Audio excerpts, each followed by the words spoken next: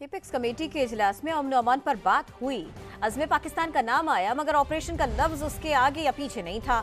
वजीर आला खैबर पख्तूनख्वा अली अमीन गंडापुर की अडियाला जेल के बाहर गुफ्तगू।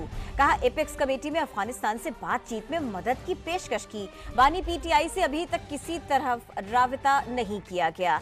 गवर्नर केपी रोज मुझ पर इल्जामात लगाते हैं, वो हत्ता के इज्जत का दावा करने के लिए तैयार हो जाए।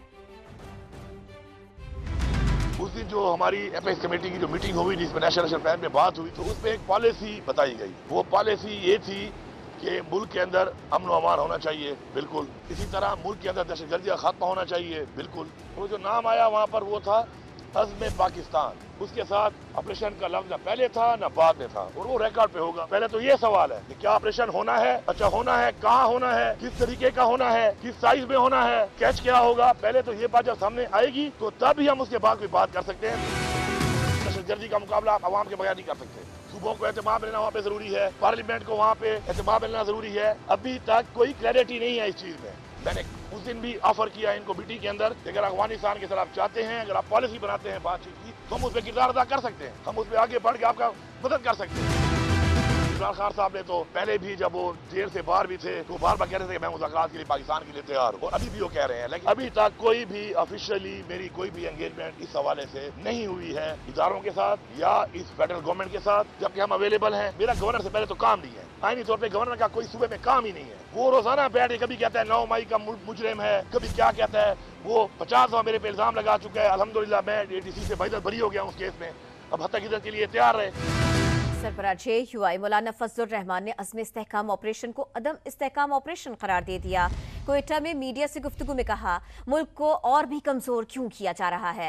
फैसले के जिम्मेदार शहबाज शरीफ नहीं, वो तो सिर्फ कुर्सी पर बैठे हैं। फैसले कोई और करता है, जिम्मेदारी सियासतदानों पर डाल दी जाती है। कहा पार्लियामेंट अपना मुकद्दमा हार चुकी है।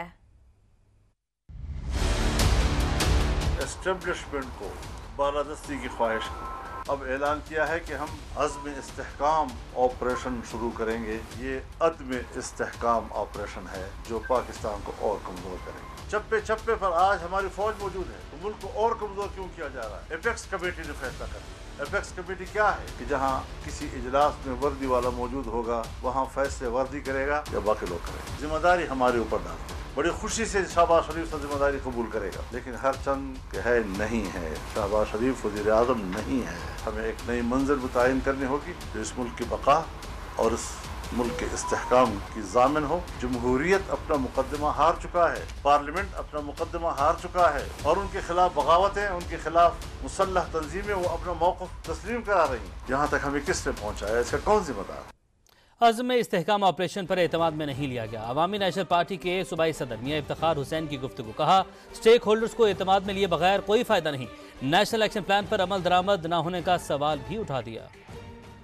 हमारे तहफ़्फ़ुज़ात ख़त्म नहीं होते तो यानी इस फैसले को हम नहीं मानते और ये इस पे अमल नहीं होना चाहिए। मज़ीद ये कि ये मज़ीद बिगाड़ पैदा हो, ये किसी तौर नहीं होनी चाहिए।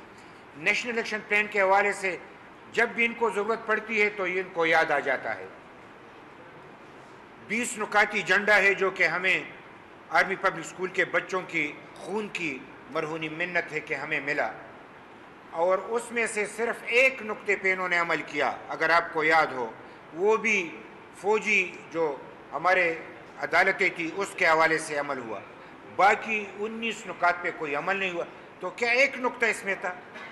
19 नुकात नहीं थे, तो उस पर आज तक अमल क्यों नहीं हुआ, ये भी हमें एतमाद में लिया